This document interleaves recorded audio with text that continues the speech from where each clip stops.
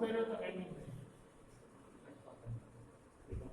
કેવું લઈ લીધો એક પ્રોસેસ થઈ ગઈ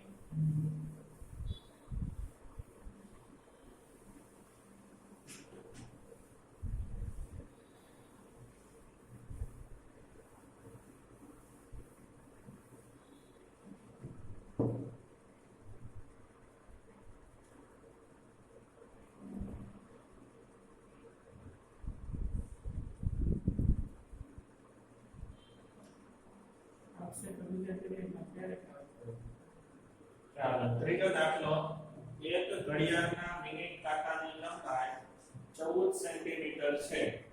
મિનિટ કાંટો 5 મિનિટમાં પરિભ્રમણ કરીને જે ક્ષેત્રફળ રચે તે શોધો. હવે પ્રશ્ન નંબર 3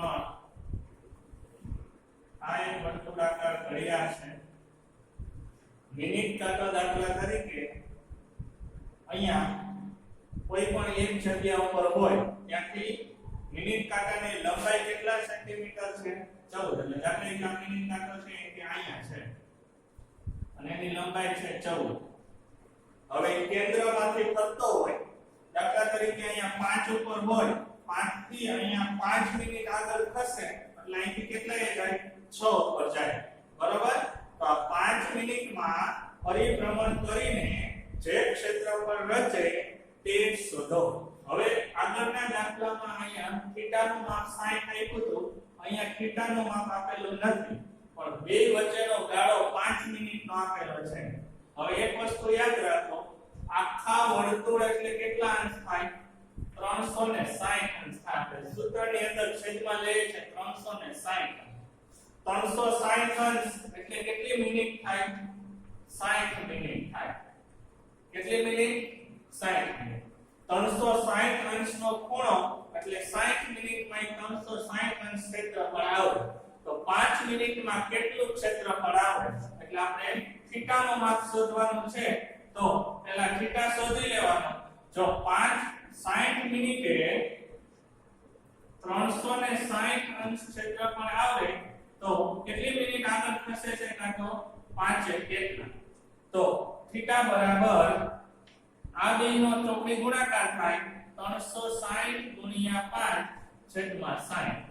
0 0 ઉડી જાય 60 36 એટલે થીટા બરાબર 30 અંશનો ખૂણો થયો. ખૂણાનું માપ આપ્યું નહોતું આપણે શોધ્યું. પહેલા તો 5 મિનિટમાં 30 અંશનો ખૂણો એ આખો ફરે આવે બરોબર. આખા વર્તુળમાં કેટલા અંશનો ખૂણો 360 તો 5 મિનિટ કાંટો આગળ થશે એટલે ખૂણાનું માપ કેટલું થાય 30 અંશ. હવે વર્તુળમાં તો આ કેટલું ક્ષેત્રફળ આવે તો અહીંથી આ કાંટો અહીંયા પહોંચ્યો એટલે આ ભાગનું ક્ષેત્રફળ આવે એટલે લઘુ વૃત્તાંશનું ક્ષેત્રફળ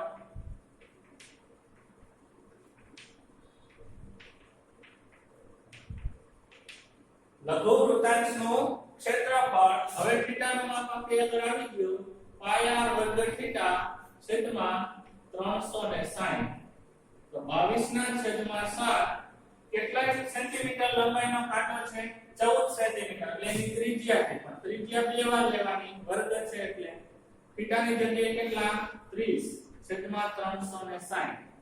પહેલા 7 નો છેદ ઉડી જાય 7 દુ 14 શૂન્ય શૂન્ય ઉડી જાય જો જે અહીં છેદ ઉડે 12 દુ 24 અને 12 તેરી 36 એટલે 3 3 ઉડી જાય. હજી અહીંયા છેદ ઉડે છે જો આ 6 2 12 એટલે 2 અને 2 ઉડી જાય. હજી 6 ના અડધા 3 અને 11 અહીં 14 આવે છેદ ઉડાડી શકો એવું નથી બરાબર. વૈધા કેટલા તો કે 11 અને 14 વૈધા આવી રીતે વૈધો 11 ગુણ્યા 14 છેદમાં 3. હવે 14 નો 11 આરે ગુણાકાર કરો 14 ગુણ્યા 11 0 4 1 4 અને 1 154. જો મેં તમને કીધું તો જવાબ બધે અપૂર્ણાંકમાં જ રાખવાનો, પોઈન્ટમાં જવાબ લેવાની જરૂર નથી. 154 ના છેદમાં 3 સેન્ટીમીટર વર્ગ આટલું ક્ષેત્રફળ આવે. આગળના દાખલા કરતા આમાં ફરક શું હતો?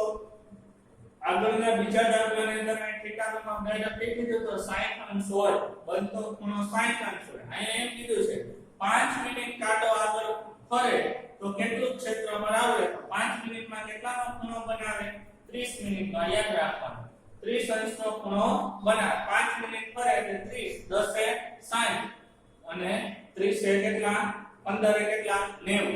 બરોબર? 15 ને 15 30, 30 ને 30 60 એટલે 9 ચોક 36. આખો વર્તુળ છે 360 અંશનો હોય, એમાંથી 5 મિનિટ એટલે 30 અંશ. ચાલો લખી લો ત્રીજો દાખલો.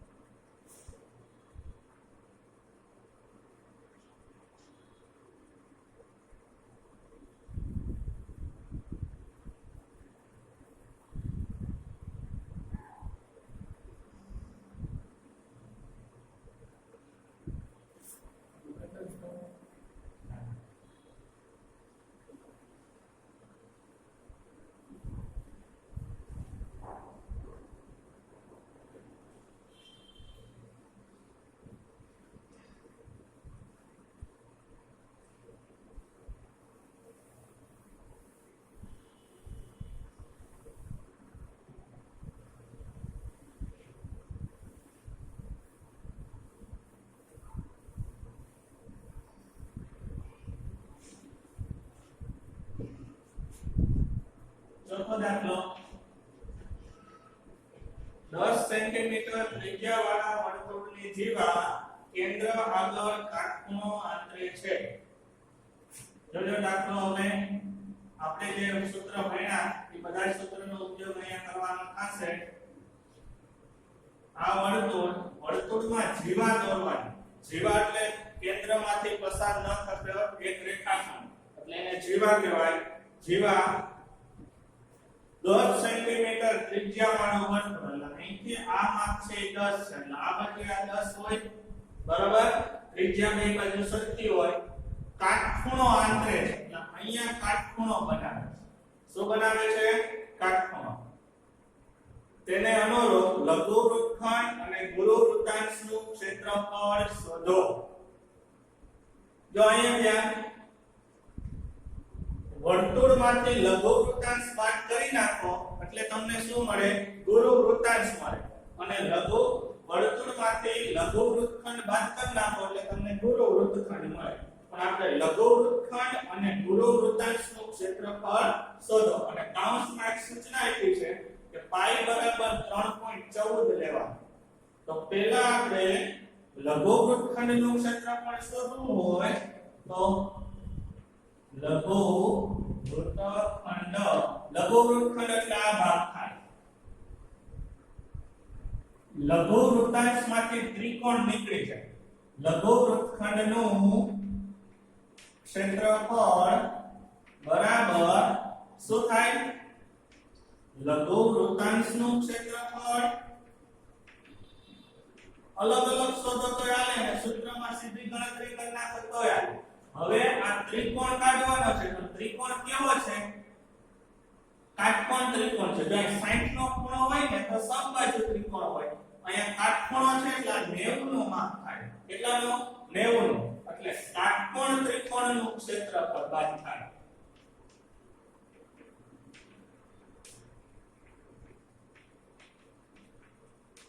હવે બેના પહેલા સૂત્ર લખી નાખો. કાટકોણ ત્રિકોણના ક્ષેત્રફળનું સૂત્ર આપણે આવી ગયું છે આગળ. લઘુ વૃત્તાંશનો આપણે કાલ ભણ્યા હતા. હમણાં આપણે મુકતા હતા પાઈ r વર્ગ થીટા છેદમાં 360. એમાંથી કાટકોણ ત્રિકોણનું ક્ષેત્રફળ બાદ કરવાનું. 1/3 ગુણ્યા પાયો ગુણ્યા વેધ. આ સૂત્ર જો અહીંયા કાટખૂણો સમાવતી આ બે બાજુ છે, આ પાયો હોય તો આ પાયા પરનો વેગ બેના માપ સરખા છે, એટલે અહીંયા બાજુનો વર્ગ મૂકી દો તો યાર પાયો ગુણ્યા વેગ ન લખો અને બાજુનો વર્ગ લખી શકાય. પાઈની જગ્યાએ 3.14 લેવાના એટલે 314 ના છેદમાં 100 પર નાખે. બે આંકડા પહેલાથી પોઈન્ટ દૂર કરો એટલે છેદમાં 100. કેટલી ત્રિજ્યા 10 ગુણ્યા 10 ગુણ્યા થીટાનું માપ કેટલું? જો કીધું નથી પણ કાટખૂણો એવા શબ્દનો ઉપયોગ કર્યો છે એટલે 90 360 માઈનસ 1/2 પાયો 10 અને વેધે કેટલો 10. આ બે માં 10 10 જ હોય બરાબર. હવે જો આ બાજુ પહેલા સાદું રૂપ આપી દો, મીંડું મીંડું ઉડી જાય 9 ચોક 36. આ 1 ને 2 મીંડા 100 ના 2 મીંડા ઉડી જાય એટલે આ બાજુ વૈગા 314 ના છેદમાં 4. કેટલા? 314 ના છેદમાં 4 માઈનસ અહીંયા છેદ ઉડાડ નાખો 2 × 5 10 એટલે 50. 10 × 5 50. 314 ને 4 વડે ભાગી નાખો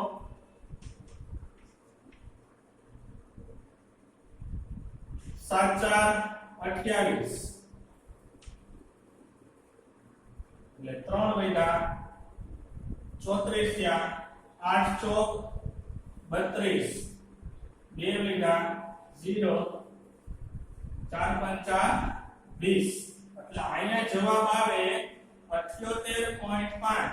એમાંથી 50 બાદ કરો 78 માંથી 50 બાદ કરી નાખો 8 અને 2 28.5 સેન્ટીમીટર બને. લઘુવૃત્તાંશનું ક્ષેત્રફળ કેટલું છે? 78.5 અને આ ત્રિકોણનું ક્ષેત્રફળ કેટલું છે? 50. તો 78.5 માંથી 50 બાદ કરો એટલે આ લઘુવૃત્તખંડનું ક્ષેત્રફળ તમને મળ્યું બરાબર. હવે બીજું બાજુમાં ગુરુ વૃત્તાંશ કીધું છે. જો ગુરુ વૃત્તાંશ નું ક્ષેત્રફળ બોર્ડ ઉપર ધ્યાન રાખજો, પછી લખજો. એક પ્રશ્નનો જવાબ આવી ગયો, લઘુ વૃત્તખંડ આપણને મળી ગયો 28.5. હવે જો ગુરુ વૃત્તાંશ કીધો હોત ને તો વર્તુળમાંથી સીધા 8 બાદ કરવાના. ગુરુ વૃત્તખંડ કીધો તો 8 બાદ કરવાનો, વૃત્તાંશ કીધો છે એટલે વર્તુળમાંથી લઘુ વૃત્તાંશ બાદ કરવાનો. લઘુ વૃત્તાંશ કેટલો છે? 78.5. તો વર્તુળનું ક્ષેત્રફળ માઈનસ લઘુ વૃત્તાંશ નું ક્ષેત્રફળ. બોર્ડ ઉપર ધ્યાન. વર્તુળનું ક્ષેત્રફળ એટલે પાઈ r વર્ગ. હવે જાય ફરીથી પાછું લઘુ વૃત્તાંશનું ક્ષેત્રફળ શોધવાની જરૂર નથી. લઘુ વૃત્તાંશનું ક્ષેત્રફળ કેટલું આવ્યું? આ બાજુની સાઈડે જ જોવાની, આના જ જોવાનું. 78.5. તો ડાયરેક્ટ અહીંયા ભાજક કરી દેવાના 78.5. પાઈ r વર્ગ એટલે 314. પછી બધે 314 જ લેવાનું ગુણ્યા 10 ગુણ્યા 10 માઈનસ 78.5.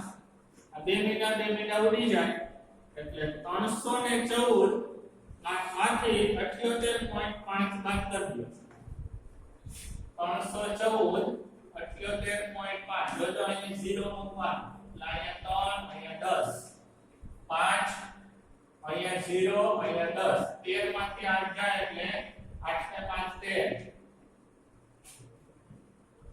અહીંયા 2 અહીંયા 10 એટલે 3 235.5 સેન્ટીમીટર. આ મળ્યો તમને લઘુ વૃત્તાંશ, સોરી ગુરુ વૃત્તાંશ. લઘુ વૃત્તાંશનું ક્ષેત્રફળ બાદ કરવાનું શેમાંથી? વર્તુળમાંથી બરોબર. બે પ્રશ્ન એક આરે મળ્યા. 3 માર્કનો જ્યારે દાખલો પૂછાય ત્યારે બે વસ્તુ માંગે, ઘણી વખત 4 માંગે. લઘુ વૃત્તાંશ, લઘુ વૃત્તખંડ, ગુરુ વૃત્તાંશ અને ગુરુ વૃત્તખંડ. ચાલો લખી લો.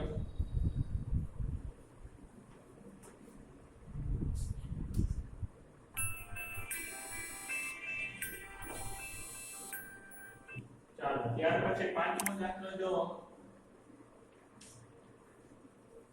21 21 સેન્ટીમીટર ત્રિજ્યાવાળા વર્તુળનો એક ચાપ કેન્દ્ર આગળ 60 નો ખૂણો આંતરે છે તેને અનુરૂપ ચાપની લંબાઈ, ચાપ વડે બનતા વૃત્તાંશનું ક્ષેત્રફળ અને અનુરૂપ જીવા વડે બનતા વૃત્તખંડનું ક્ષેત્રફળ શોધો. કેટલાનો ખૂણો? 60 નો.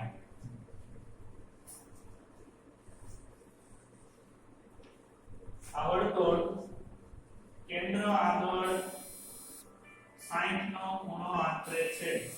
ત્રિજ્યા કેટલી? 21. તો આ હેલું છે.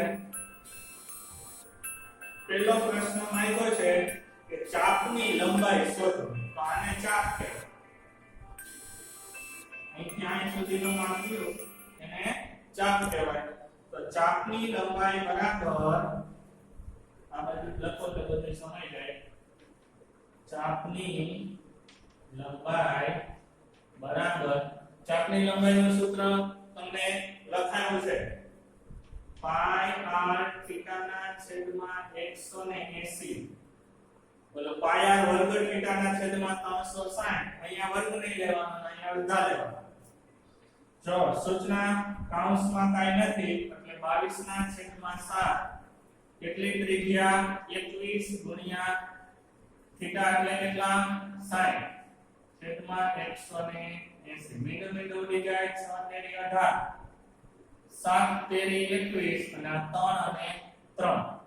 જો પેલા 60 તેરી 180 થાય. 3 7 તેરી 21 અને 3 3 ઉડી જાય એટલે 22 સેન્ટીમીટર આવે. ચાપની લંબાઈ કેટલી આવે? 22 સેન્ટીમીટર. હવે બીજો પ્રશ્ન, આ પહેલો પ્રશ્ન. હવે બીજો શું માંગ્યું છે? ચાપ વડે બનતા વૃત્તાંશનું ક્ષેત્રફળ એટલે લઘુ વૃત્તાંશનું ક્ષેત્રફળ. લઘુ વૃત્તાંશનું ક્ષેત્રફળ બરાબર પાઈ r વર્ગ થીટા છેદમાં 360. તો 22 ના છેદમાં 7 ગુણ્યા ત્રિજ્યાનો માપ કેટલો? 21. 21 ગુણ્યા 21 વર્ગ છે ને 2 વાર. થીટાની જગ્યાએ 360 અને છેદમાં કેટલા? 360. અહીંયા જેમ છેદ ઉડાડ્યો તેમ જ ઉડાડી દો. 7 તેરી 21. અહીંયા 60 અને 360 છે એટલે 6 વધશે. 3 દુ 6 અને 2 11 22. 11 અને 21 નો ગુણાકાર હોય તો 11 ગુણ્યા 21 જે આવે તમારો જવાબ 231 સેન્ટીમીટર વર્ગ. આ બીજા પ્રશ્નનો જવાબ આવ્યો. હવે પ્રશ્ન નંબર 3.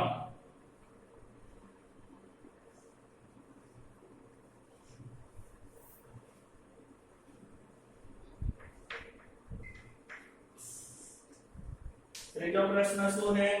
તો કે અનુરૂપ જીવા વડે બનતા વૃત્તખંડનું ક્ષેત્રફળ. તો અહીંથી તમે આ જીવા દોરો.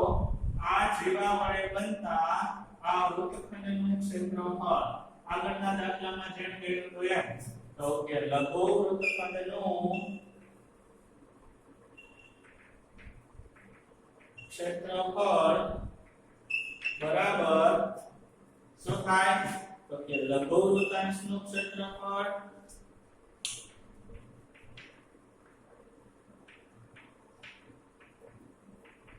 માઈનસ કેવો ત્રિકોણ છે? જોજે આગળના દાખલામાં અહીંયા 90 હતા એટલે કાટકોણ ત્રિકોણ હતો.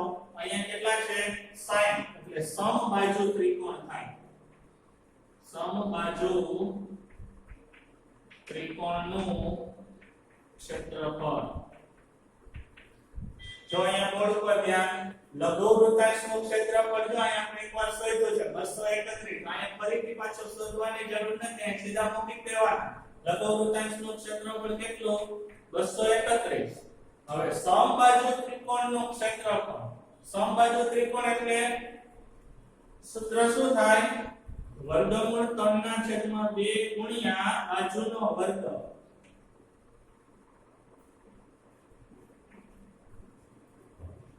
બરાબર 231 માઈનસ વર્ગમૂળ 3 જો ક્યારેય પણ વર્ગમૂળ 3 ની કિંમત ન આપેલી હોય ત્યારે તમે દાખલામાં ગમે ત્યારે 1.71 એની જગ્યાએ તમે મૂકી શકો છો બરાબર વર્ગમૂળ 3 ના છેદમાં 2 ગુણ્યા બાજુનો વર્ગ બાજુ કેટલી છે 21 ગુણ્યા 21 એટલે વર્ગમૂળ 3 ના છેદમાં 2 ગુણ્યા 21 ગુણ્યા 21 હવે સાદો રૂપ આપી દેવાનો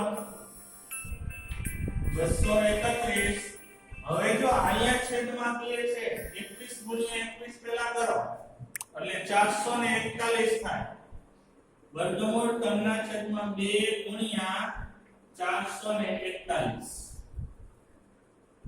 આટલું પહેલા લખી લ્યો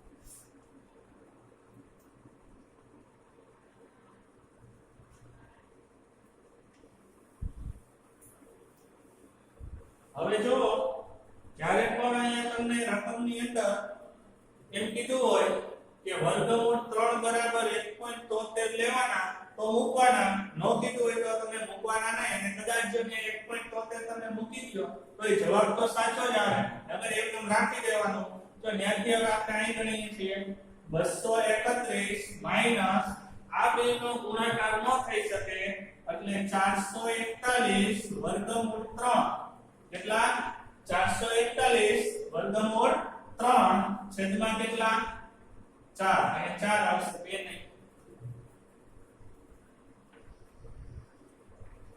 છેદમાં 4 હવે આનું જે સાદું રૂપ છે એ હવે અહીંયા વર્ગમૂળ વાળી રકમ છે એટલે આપી ન શકાય એટલે આ તમારો શું થઈ જાય 231 441 વર્ગમૂળ 3 છેદમાં 4 સેન્ટીમીટર વર્ગ આ એનું ક્ષેત્રફળ આવે આ ભાગ રહ્યો આ એનું ક્ષેત્રફળ 231 જો તમને કૌંસમાં સૂચના આપી હોય કે વર્ગમૂળ 3 બરાબર 1.73 લો તો તમારે અહીંયા 1.73 મૂકી અને સાદું રૂપ આપવાનું બાકી તમારા પાઠ્યપુસ્તકમાં અત્યારે તો આ ટાઈપનો જવાબ આપેલો હશે લખી નાખો આના પછીના અભ્યાસ પેપર અહીંયા